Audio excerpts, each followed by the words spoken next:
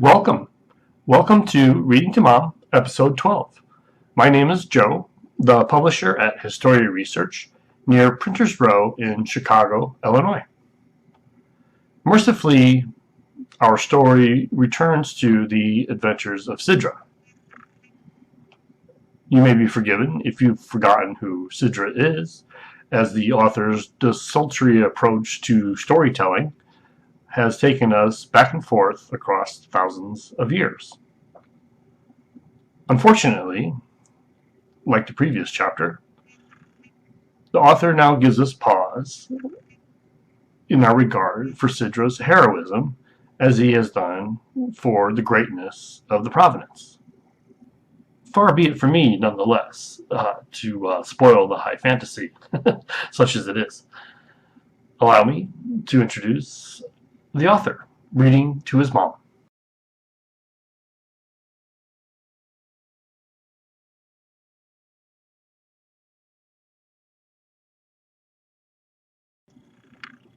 Hi, Mom. Chapter 11 returns to the historical events as recorded and conveyed to posterity by Sidra. Now, a wise paladin, Brija, once wrote, "We make our own history, but we live not as we please. We confront circumstances, always already existing, as transmitted from the past." Sadly, an unimaginative publisher of fantasy novels who expects to read a story about the unending conflict between good and evil will likely have no appreciation for a complicated and flawed hero. In history, however, we encounter such characters over and over again. Historians accept that an individual's actions oftentimes serve to perpetuate these circumstances as transmitted from the past, and very rarely does an individual have the opportunity to change the course of history with their own agency. In this case, Sidra is a hero not because she wishes to make the Provenance great again. It is because Sidra recognizes that the Provenance has never lived up to the greatness of its ideals. But unfortunately, there are events that lead her, events that she helps to orchestrate, that give her this new perspective on her world.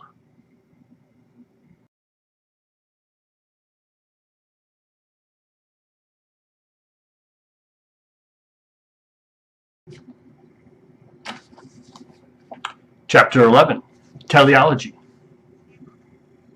For the mission to the Orga, I constituted a new Sum of Arcanists. Kivon the Ranger and Brijana the Druid I retained for their services and congeniality during the foray to the Koboloi. Matna, whose barbarian growls and menacing appearance had not ceased to unsettle me, I replaced with Odge, the dwarf fighter. Lastly, the wretched rogue, who once too often showed her designs to take my Sum from me, I left behind to make room for the wisdom of a wizard, Tigris. Before she set out for the Orga mines, she noted in her journal, "My Sum will carry the standard of provenantial order to the lawless Lyman." The Dynasties issued a straightforward and non-militant mission. Determine why an Orga counselor visited the lair of the Koboloi, and why the Orga, unprovoked, attacked the emissaries of the Acropolis. As simple as it may have seemed, no venture to the Lyman proved unproblematic. Most cultures of the Lyman safeguarded their locations by concealing their lairs from the Provenance, and few pathways led straight to the grand entrances of the liminal communities. And then, as well, the most rational person could, in a desperate fit, succumb to the emotional torrent unleashed by battle. Sidra's second mission into the Lyman suffered from both conditions, an overlong search for the Orga leaders, ending in a rash, violent act she regretted forever after. By many accounts, the Orga comprised the largest population in the West Lyman in the latter half of the Arcane Age, though the tribes always held the Ferris Mountains and Paline as the ancestral trophies, their original homes. The Orphean Mountains gave birth to and nurtured the greatness of the Orga culture. Deposits of iron ore, more plentiful than the many exhausted mines of the Ferris Mountains, ensured that the Orga culture thrived after their long march across the domain. As the most skilled miners and smithies of pig iron products, the Orga named the Orphean Range, in their own tongue, Neo-Tropeon, or New Trophy, to describe the rich mineral deposits and to commemorate the renewed hope of their people. Footnote 1 from Studi, History of Orga, Book 11. And footnote. Although more modern industrialists invented the science of steelmaking as we know it today, several millenniums earlier, Orga ingenuity in the mechanic arts and arcane wisdoms transmogrified pig iron into a substance with many of the durable characteristics of steel, an alloy lighter, stronger, and more durable than raw iron ore.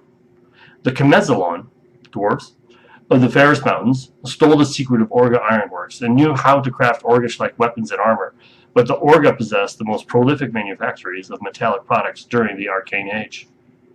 For this reason, merchants from other lineman cultures and from the Provenance risked all they owned, including their lives, to establish commercial relations with the Orga and win a fraction of the wealthy Orga iron trade. Footnote 2.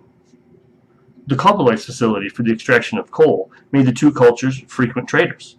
While the Orga had their own technologies for stoking wood or charcoal burning furnace hot enough to craft their weapons, technologies they acquired after the Wandering Reef, the Orga ironmasters, like most, preferred Cobolite coal to craft their most powerful artifacts.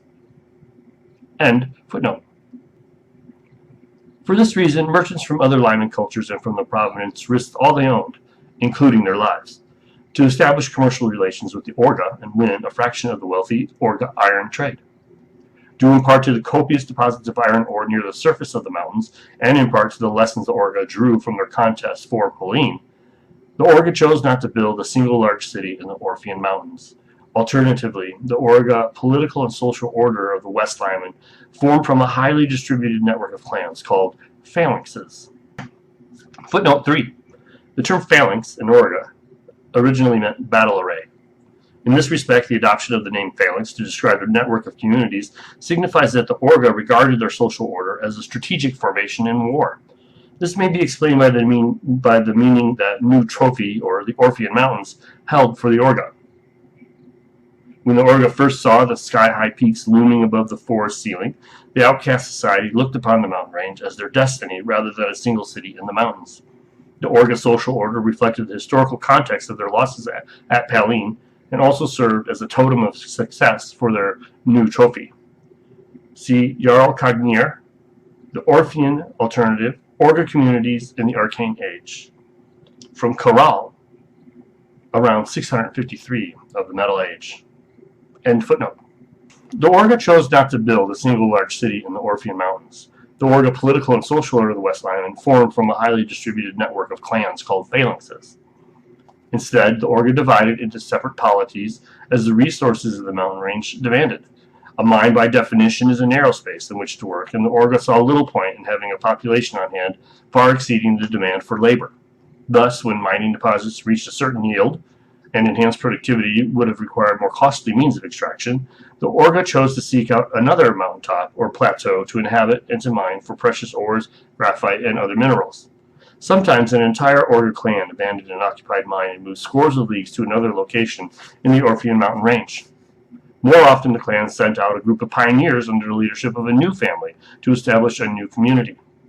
The resourcefulness of the Orga at times brought them into conflict with other inhabitants of the Orphean range, but the Orga's battle mastery and overwhelming numbers permitted them to drive out numerous contestants from the peaks with the richest deposits.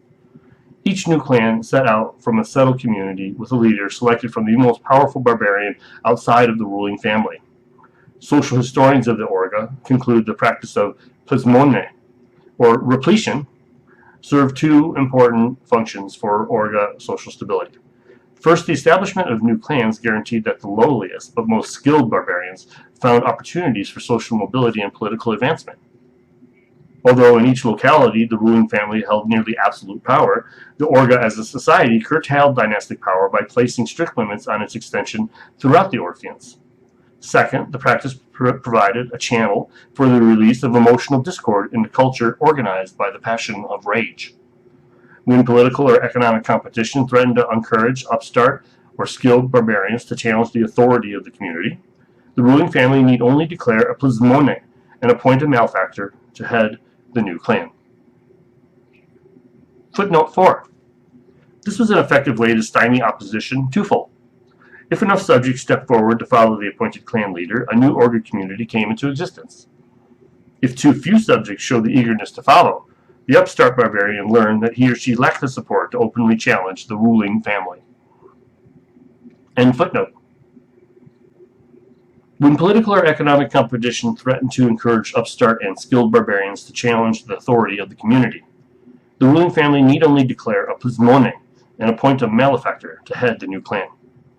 By the late Arcane Age, the custom spread Orga over a vast territory, the Orphean Range, surrounding the Acropolis. One final aspect of Orga communities must also be addressed before relating Sidra's parley with the Orga, the Mixellen, or half-Orga. Soon after settling in the Orphean Mountains, the Orga beset a small settlement of Anthropodon in a river valley to the northeast of Eurynome. Footnote 5. The origin of the Anthropodon community is unrecorded. Evidently, the community knew very little about the arcane wisdoms. The Orga, despite its depleted and downtrodden conditions after the defeat at Paline and the March of Grief, had no difficulty suppressing the village to their will and taking what captives they willed. For a discussion of this event, see Book 13 in Studi, The History of Orga, in which the author argues unconvincingly the whole episode was apocryphal. End footnote. Soon after settling in the Orphean Mountains, the Orga beset a small settlement of Anthropodon in a river valley to the northeast of Eurynome, seizing 683 men and women as captives. The Orga marched the entire village to their first mining encampment in the Orphean Mountains. When the peoples of the Provenance rediscovered the Orga and their half-Orga brethren, at a time when the Provenance pushed its boundaries to the western mountain range, unfounded rumors conveyed that the Orga took the most hideous form of revenge upon Anthropodon cousins of the eastern peoples. In fact, Tigris' account reveals a more demonic lineman than we previously imagined, one which elaborates upon the few Orga and half-Orga oral traditions passed down to early Middle Age mining communities. Instead of forcing themselves on the captive Anthropodon, the Orga clan leaders imposed law that weighed equally on both cultures. A verse: "No Orga shall wed or conceive with Orga, nor Anthropodon with like Anthropodon, until which time 107 couples, one Orga, one Anthropodon, find desire, for by and in each one's passionate embrace." End verse. Footnote 6. Tigris, Demonic Lineman, stanza 337. End footnote. Thus, while true that the Orga forcibly took the Anthropodon captives and held them under Orga law, the clan demonstrated its compassion and its sense of equality before law. Further, the Orga assimilated the Anthropodon into their labors and pleasures, initiating the Anthropodon into the toils and celebrations of the passions. Several years passed in which the law forbid any Orga to wed Orga, or any Anthropodon to marry Anthropodon, although many youths of both cultures engaged in surreptitious trysts to heed the longing of their first desires and to escape the purview of the law. The prohibition succeeded in fusing the two cultures to one another. Slowly at first, multicultural couples came forward to request the joining. In the fourth year, the pace increased to 3 or 4 couples per month. Finally, the new community reached its quota when the ruling family's eldest daughter and the youngest son of the leader of the Anthropodon came forward to express their passion for each other. The ruling family financed a great ceremony at which several hundred Orga and Anthropodon couples joined the 107th couple in an exchange of parental vows. Footnote 7. During the Arcane Age, in most cultures, individuals selected their mates, but vows were not made to each other. In lieu of our modern marital vows, the arcane couple appealed to the community for approval to parent offspring. While this made the couple obligated to each other through the offspring, the couple's promise was directed at the polity, as assurance that both parties agreed to the cost and time for childbearing. While sometimes a couple who favored reason took the vows to be expressions of fidelity between the couple, most passionate cultures did not preclude couples from non-monogamous pleasure-seeking. The vow, in its formal application, tended only to responsibilities of rearing the young for the reproduction of the community. End footnote. The ruling family financed a great ceremony at which several hundred Orga and Anthropodon couples joined the 107th couple in an exchange of parental vows. In the final term, the prohibition accomplished what the Orga aspired to obtain, a more complex matrix of arcane wisdoms in their societies, while offspring with largely Orga's ancestry continued to discover barbaric talents with disproportionate frequency. The Mixellen of Orga and the previously untalented Anthropodon uncovered a faculty for the classical powers at a frequency comparable to the Provenantial Anthropodon, if typically in the arcane wisdoms of the passions. Soon, Orga Mixellen boasted populations of bards, sorcerers, and rogues, as well as small pockets of clerics and druids. As the admixture of Orga and Anthropodon progressed over several generations, the Orga Mixellen afforded a sizable contingent of arcanists to complement the enraged philosophy of the Orga barbarians, who continued to secure the most prominent leadership roles in the communities. Sometimes, however, the new arcanists rose to prominence in the clans and won positions of leadership in their own phalanxes. This is not to say the Orga became less barbaric over time. The barbarian contingent in every mountain dwelling remained large enough to command respect from the ruling family, regardless of its arcane wisdom. To the contrary, in fact, the supporting caste of arcanists learned to harness their classical powers to augment the destructiveness of barbarian hordes and ironmongers who occupied the most significant place in Orga culture. As a result of the subtle and not so subtle influences of the Orphean Mountains, Orga society became something of a Creole society, a hybridization of Ferris Orga and Orphean Anthropodon cultures. The half-Orga, even the few who remained largely Anthropodon and could pass as Provenantial citizens, preferred to traffic with the Orga during the entirety of the Arcane Age. On a few occasions, a half-Orga clan splintered from a predominantly Orga tribe, but oftentimes remained steadfast allies and profitable trading partners. For these reasons, and many more too numerous to outline in this work, the term culture is applicable to the Orga, perhaps more so than to any other peoples of the Arcane Age. Loosely held together by customs unique to their communities, the Orga way of life spread across the West Lyman without the aid of a centralizing power like the councils of the Provenance. Footnote 8. The popular interest in the mythology and lore of the decentralized Orga societies of the Arcane Age often served as the target of Roman satirists who regarded the esteem for orcs among the vulgar masses as a threat to the empire. For instance, see Volusian, Satura, from Rome, around 3109 of the Middle Age. End footnote. Loosely held together by customs unique to their communities, the Orga way of life spread across the West Lyman without the aid of a centralizing power like the councils of the Provenance. The system of phalanxes afforded strength and resilience from its geographic distribution, and the Orga never again suffered a totalizing defeat at the hands of the Provenance equal to their defeat at Paline. On the other hand, as isolated individual clans, an entire phalanx could be lost when circumstances or fate again exposed the Orga to the imperial logic and exceptionalism of the democratic Provenance.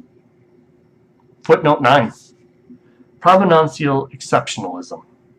The idea among the peoples of the Provenance that their society was indisputably the quintessential accomplishment of the Arcane Age. The sources for Provenantial exceptionalism are too numerous to cite. For two disparate perspectives, see Ryan Rittell, Provenantial Exceptionalism in the Age of Arcane Wisdoms, from Provenantial Historical Review, Volume 17, Number 3, 839 of the Golden Age, pages 641 to 653. And Morris, Liam, Sayuet, Provenantial Exceptionalism, A Double-Edged Sword, a PhD dissertation at the Weathermark Center for Rumination on the Classical Powers, published in 929 of the Golden Age. End footnote.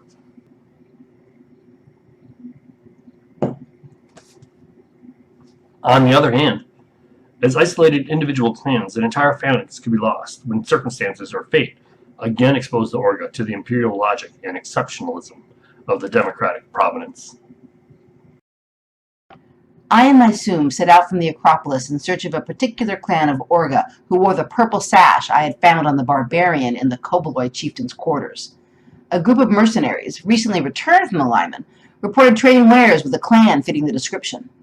The mercenaries had met the purple-sashed Orga almost directly east-southeast of the Acropolis, along a chain of rocky hills about 29 leagues from your enemy's base. The Orga never met others near the entrance to their mines or communities, however, so the lead to the whereabouts of the missing merchant had limited use except as a general direction for the vicinity of the community.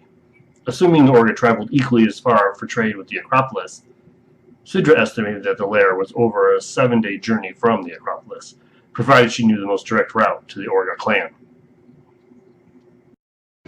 We did not know with certainty the location of the Orga, and for several weeks we wandered the mountainsides, only to find catacomb after catacomb that Orga clans had abandoned long ago. The first two, to her good fortune, Sidra found old mines uninhabited by magical beasts where the Soom could take shelter from the carnivores and plunderers in the region. Each climb to the abandoned lairs, however, added days to her search for the Orga. On the third occasion, Kivon discovered a trail left by a Soom of Orga hastily moving through the region. The trail led to a grotto, common Orga stonework, carved into a recess near the top of one of the large peaks in the local range. Despite the insufferable stench coming from the cavity, Sidra and her party of emissaries pressed their way into the den, where the Soom stumbled upon the ghastly remains of a half-consumed griffin near the cave opening. Uncertain of what creature overpowered and devoured a full-grown griffin, I ordered my comrades to retreat down the mountainside. Without the rogue present, not one person objected to my directions. We rushed along the craggy, worn path that the Orga once cut into the cliffside. Near the bottom, I lost my footing and tumbled headlong for a length. When we finally reached the bottom of the descent, I learned that I had broken my collarbone. Humiliated, once again, I healed my wound. Sometime later, Kivon jested that if I had not given the order, he would have tossed me from the top and then forced the party to descend. He suspected one of the formidable beasts of the sky had made its nest in the cavern, possibly a wyvern or drake, with the strength to kill and haul a griffin to that great height. We all laughed before taking comfort in a warm fire Tigris sparked. While the Arcanists made camp that night, Kivon noted that the Orga had left a trail leading directly to the occupied den. It stood to reason, he observed. They wanted to mislead us away from their true path. He suggested the Soom double back to the site where they first spotted the Orga trail and head toward the range of peaks in the opposite direction of the trail. The plan seemed sketchy at best. Sidra opined, but the lot agreed that their current efforts produced little evidence of the Orga now hiding in the Alps immediately surrounding them. After retracing their steps for nearly 5 days, the Soom reached the starting point of the deceptive trail that Kivon had found. The Orga had gone north-northeast as if toward the forest city of Kivon's ancestors, Agrinio.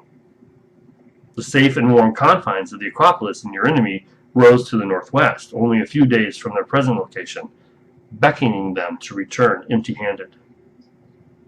3 mountain ranges stuck out on the southern horizon. Those directly to the south presented the lowest elevations. To the southwest, a couple of snow-capped peaks stood in the distance. But the range to the southeast featured the highest elevations. A consensus formed among Sidra's Arcanists that the Orga soldiers must have come from the southeast in the opposite direction of the Acropolis. As Sidra recorded, Our Soom struggled at first to hold its morale. Your enemy cast its long shadow over us. The day shortened till late afternoon as the sun set in the west, darkening the forest surrounding us. We dragged our feet and stopped frequently. To catch our breaths, we told each other, knowing full well that it was not our breath that left us bitterly cold, ravenous, and harrowed. On the 3rd day after setting on our new course, Kivon uncovered a relatively fresh trail, hidden, undoubtedly by Orga, leading toward one of the southernmost peaks of the eastern range within sight. At nightfall, we snuffed our fires and sent Brajana, in winged form, to search the area for signs of an Orga settlement. On her return, she reported seeing a column of smoke billowing from the range a little over 4 leagues from our current position. She cautioned us as well. Another druid engaged me from the skies above during my flight. Quite possibly, the Orga know of our approach. the next day they proceeded cautiously at half speed in the direction of Brajana's flight. To Sidra's dismay, the forest became increasingly thin with the passing hours. By midday, a small channel cut by a seasonal stream afforded the only cover in the open landscape. The Soon's progress slowed considerably, and the clear night determined they eat a cold meal to end the day. My mind wandered to the tales of the first wayfarers who braved the unbroken wilderness to claim Pauline for the Provenance. In the morning, stiff from the contortions of their spines against the stony juts cut in the stream bed, the five advanced inside the canal created by the stream in hopes to avoid detection from sentries posted along the surrounding hilltops or the skies above. We scampered, much like the live meals dumped into the channel of the Koboloy's table. Sidra noted. They stopped to eat as the mid-morning sun rose over the eastern peaks in the near distance. At the spot, as well, a fork in the rivulet appeared to offer routes to two different peaks of the range looming in the distance. Rajana argued, the northern fork must increase in size and depth because the stream waters flow from all the peaks to the north. Kivan, an astute observer of nature, disagreed, noting that the southern fork will be the side to increase because the further down the mountains one goes, larger volumes of water cut deeper channels. Footnote 10. In the arcane world, a common adage went, verse, running waters lose no steam. End verse. Arcane philosophers were aware standing water melted into air during the heat of day, but these early scientists erroneously believed that water was a combination of geos and ether. Running water was, then, the perfect rhythm between geos and ether. That is, in running water, geos and ether ceaselessly and perfectly commingle to form water. Seeping and steaming, therefore, happens only when the perfect flux of running water ceases to be in balance. Consequently, no blame should be placed on the faulty reasoning of Kivan or the choice of Sidra. Both were sound conclusions drawn from arcane philosophy. As modern scientists know, our reason is only as infallible as our intuited paradigm. End footnote. Both arguments were sound, and Sidra hesitated to make the decision without further consultations. The group squabbled momentarily over the necessity of sending Brajana into the skies to assay the best path to take, but then decided to reserve her shapeshifting for night reconnaissance and her safety. Tigris and Aj split their votes, and the decision returned to Sidra to decide which direction the Soom headed. Partial to Kivan's understanding of nature, I nearly picked the southern trench, but a gut feeling told me to cast my vote for Brajana, who may not have made the better case, but had the luxury of surveying the landscape from above. The troop continued to follow the ageless journey of the stream for one more league. The difficult footing and the Soom's efforts to remain covered slowed the pace to a crawl.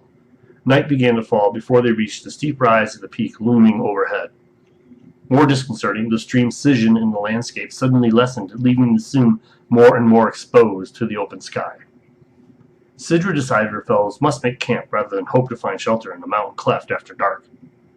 She ordered Aj to dig 5 shallow holes like graves beneath the topsoil on the side of the riverbed nearest the mountains. Aj discovered the ground was too rocky and he was unable to comply with her orders without using his metal chisels and hammers, which would have resounded like alarms across the valley. They then gathered as much debris and dead foliage as the terrain provided within a 200 or 300 cubit stretch of the dry stream. Above them they erected a makeshift shelter as a camouflage in the night. It was not the best solution, but the only one the moment seemed to suggest to the endangered philosophers. In a hastily written passage in her journal, Sidra recorded another of her teachings, as she often did in these moments, to ease her mind. It is not enough for the cleric to do her duty. She must also receive cooperation from the patient, from the attendants, and above all, from the opportunity of Kairos. The group then had to decide when Brajana's guard shift and shapeshifting was to occur. In this, Sidra noted, the group debated little. The Soom agreed to send her out during the second of the 5 sequential shifts they each shared during the night. By then, they believed, Orca patrols would be afoot if the clan made their home in the nearby Sierra. When she alighted after her 1.5 hour duty, the Soom listened with relief. Brajana had not spotted an Orca patrol, nor encountered another druid in winged form. During her watch, Sidra's relief turned to consternation as she realized the absence of the Orca may mean her mission once again followed a dead end. When, in the 5th shift When the fifth shift began, Sidra handed the duty over to Tigris, who preferred the fifth shift as an occasion to study his wisdom. She fell asleep for a third time, restive with monstrous visions, unaware that Tigris had cast a minor sleep spell on her. Footnote 11. Which she learned, of course, after the wizard informed her of his indiscretion. End of footnote.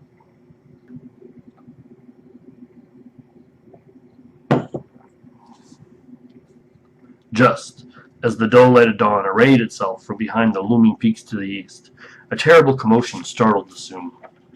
From the direction of the mountains, half-orga merchants drove a tandem of tame dire boars pulling an emptied cart at full speed over the rocky ground along the stream bed. The heavy cloven hooves of the beasts and the iron bands wrapped around the wheels of the cart produced a hideous clang with each contact with the stony ground. The team hurled towards Sidra's position, unsuspecting of the threat her Soom posed. Odge was not nearly the equal of Matna in battle, but he compensated with skillful tactics to give his companions the advantage. As the Orga Mixellen advanced quickly and carelessly on their position, Odge counseled the others not to act until he delivered the first blow. He looked to Sidra as if to defer to her judgment, but also to signal confidence in his plans. When Odge gestured to me, I knew that he would explain his plan if asked. Time, however, was of the essence, and I took the certainty in his voice to mean that he knew exactly how the Soom should proceed. Heartbeats counted as we awaited the Mixelin and their cart to close the distance between us and them. When the team of dire boars passed a large rock approximately 20 cubits away, Odge rushed from the crevice we hid in. Letting out an awful war cry, the fighter swung his war axe with the full force of his speed and strength directly at the right front shoulder of the closest boar. The blow shorn the hideous beast's front leg cleanly from the joint, forcing the injured boy to crumble headfirst into the riverbed and causing its partner to topple over. The fallen boars became entangled in the harness's girth, crupper, and breeching. The cart's sudden impact into the fallen team cast a handful of Mixelin from their seats, unarmed, into the ground. The rest of us darted out from beneath our makeshift cover. Without a coordinated plan, each of my companions acted on their own accord to bring the conflict to a swift end. Brajana and Kivon mercifully set upon and slit the throats of their prey, whereas Odge more dramatically delivered a death blow to decapitate his victim. Tigris, with Catitius on his shoulder, and I sought to subdue our targets. Quick-witted, the wizard encased the driver of the direboar team in a ring of lights that immobilized him on the ground, prone. I, on the other hand, grabbed a sap from my satchel and struck the other Mixelin. I had to bludgeon him 3 times before he became unconscious. Footnote 12. When a familiar, whether bird or small mammal, perched itself on the shoulder of its spellcaster, the magician gained defensive enhancements. If the familiar stood on the ground or took flight, the magician gained offensive enhancements. Sidra's care to record this fact indicates that she recognized the wizard's decision to use as little force as possible in the surprise attack. End footnote. In less than a score of heartbeats, the band of arcanists subdued the onrushing merchants. Tigris corralled Odge to convince him the 2 remaining foes should not be killed in order to question the detainees about their origins. Sidra's battered opponent lay motionless on the cold shale, so the envoys harassed the driver of the defeated merchant's caravan. After witnessing Odge's dispassionate appetite for bloodshed, the captive freely offered information to the inquisitors. The half-Orga had departed recently from the Orga, perhaps no more than a league distant from the current location of the Soom. After delivering a tris, footnote 13. Tris were 3 sets of 3 barrels bound together by iron bands to ease transport of the precious commodity of distilled spirits. End footnote. After delivering a tris of their clan's potent distilled spirits the prior night, the next morning the traders escaped the hospitality of the nearby clan after a night of heavy drinking. The Orga guards at the entrance to the community's stronghold, those on patrol to scout the territory and receive shipments, instead began tapping into the deliverables.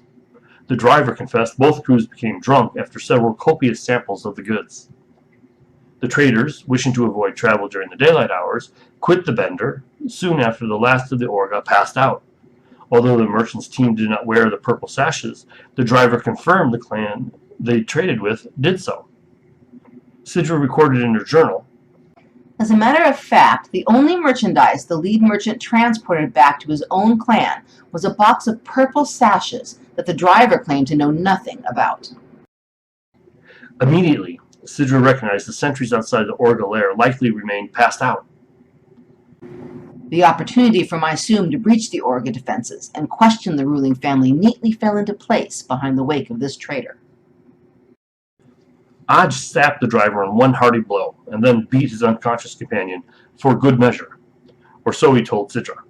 The Provenance arcanists quickly gathered their belongings and set out with hope to reach the spirit-addled defenders of the Orga before they stirred or more sentries came to investigate the whereabouts of the half-Orga spirits.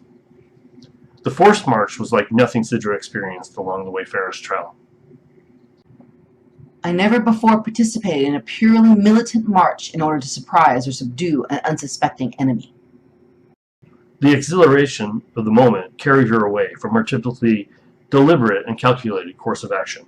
One might even say Sidra unwittingly lost herself in the intractable hothouse of impending combat.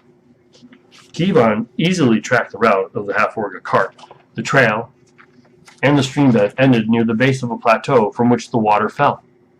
To the side, an elevating platform that hauled goods to and from the plateau rested on the ground. It was a large walnut plank secured by ropes and pulleys to the crossbars at the top of the mesa, which afforded plenty of space for 5 infiltrators. Apparently, the half-Orga traders descended on the platform earlier that morning without regard for the vulnerability to their Orga kin. The group briefly discussed whether to use the elevator to ascend to the high ground, and soon realized if the Orga sentries had roused, they would have elevated the platform already. Sidra later wrote, Clearly, cruel fortune favored the Provenance. The Summa philosophers pulled on the central rope to begin their ascent. The well-oiled pulleys barely made a sound, permitting Aj and Sidra to tug firmly on the rope. As they neared the top, the Soom slowed his pace in order to catch a glimpse of the condition of the Orga before they fully exposed themselves. As the driver foretold, 6 barbarians slept on the ground like captured prey, surrounded by barrels of spirits that the half-Orga delivered the prior night. The distance from the elevator to the entrance to the Orga lair was only 30 cubits by Sidra's estimation. Astonishingly, within 2 hours after meeting the half-Orga, the insurgents arrived at the site of the revelry without incident or detection. Sidra later cursed herself for leaving the rogue out of her plans. A skillful thief would have been able to restrain and gag our adversaries, and perhaps exploit the opportunity with more success. Without Eosh, she relied on Kivon and Brajana to secure the passed-out Orga. The 2 first targeted the largest and meanest-looking of the barbarians, who seemed to be the commander of the patrol. After her, they gagged and hogtied the healer. In a few short minutes, Kivon and Brajana bound and silenced all 6 of the Orga passed out on the ground near the trysts of distilled spirits. The 2 natural philosophers executed her initial plans smoothly. If only I had stopped to consider that 6 was an unusual number for a company of arcanists, whether Orga or Provenancial, we may have avoided the conflagration to follow. Sidra recorded in her journal. To her misfortune, neither she nor any of her comrades acted on their knowledge of Orga culture and its commingling of the classical powers in the same way as the people of the Provenance.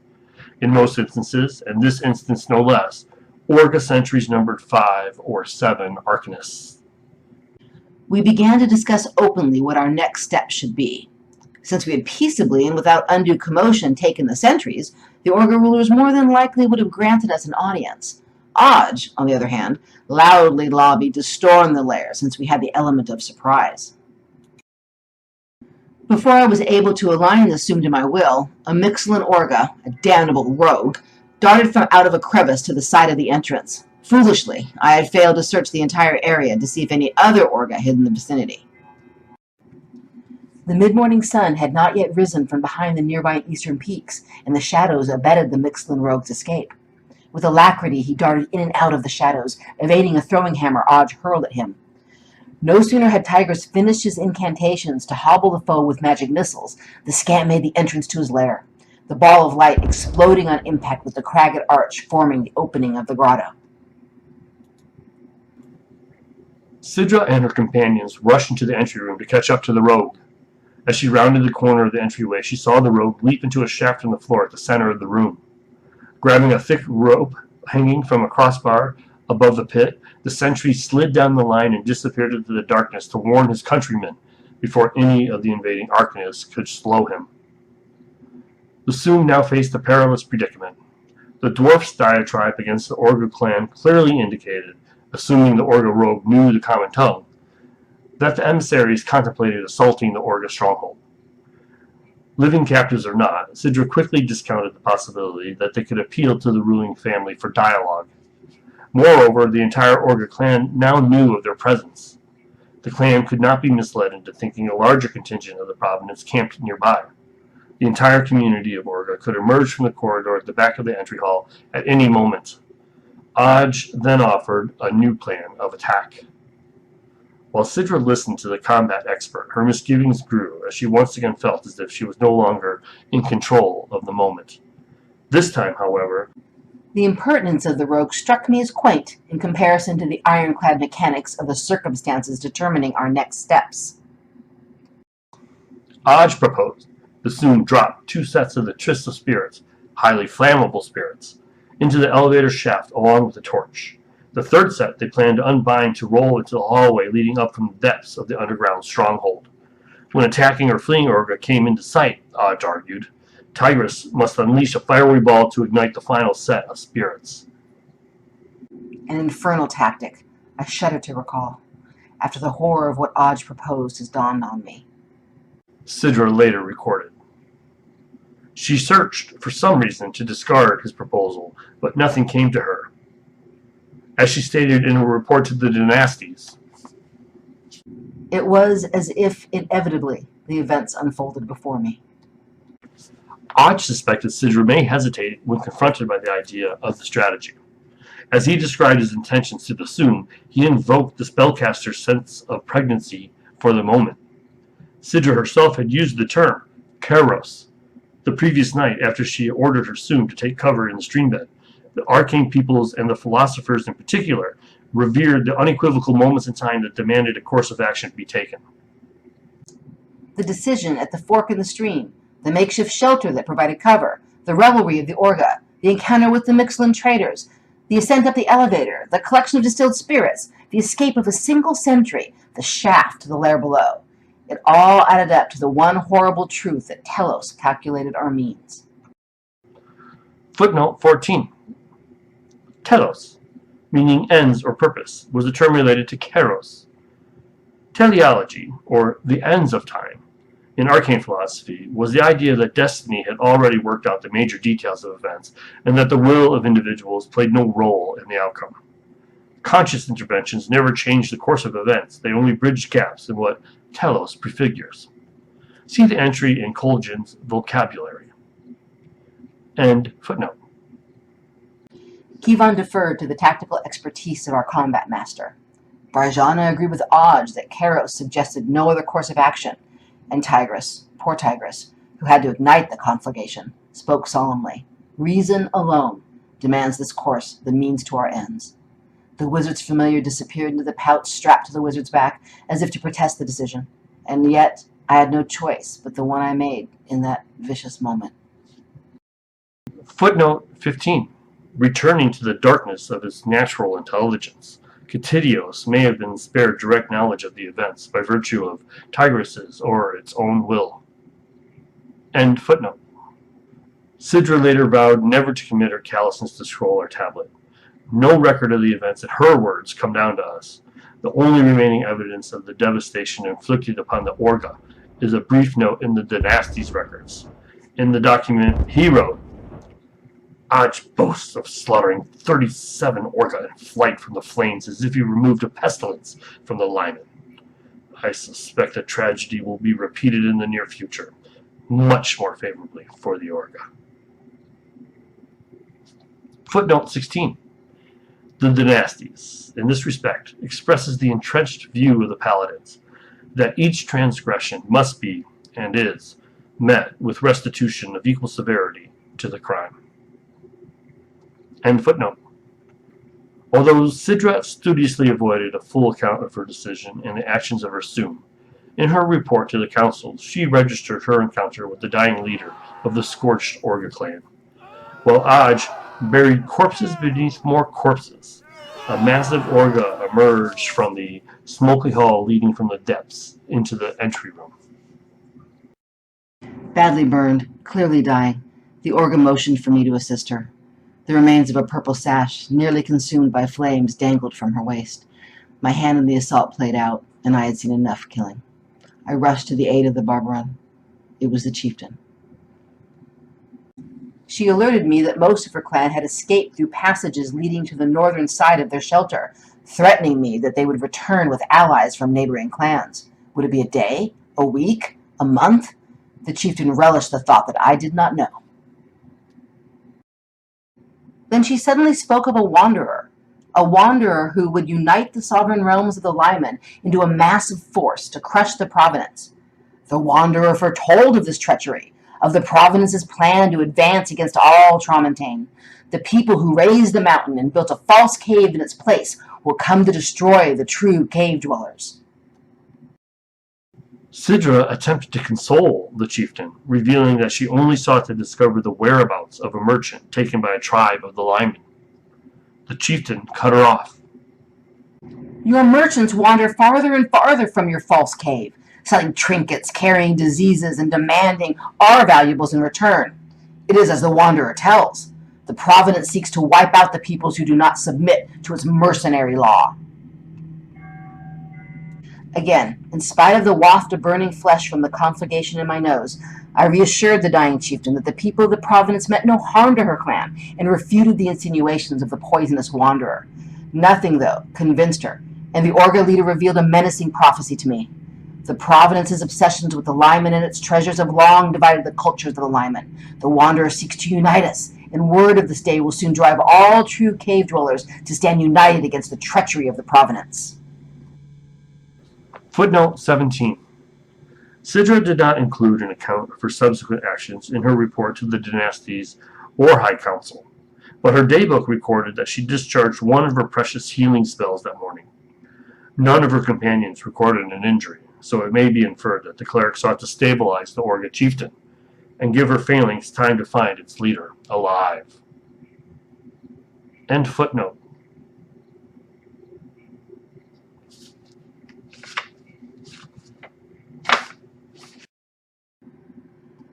And this concludes Chapter 11 of Arcane Cage.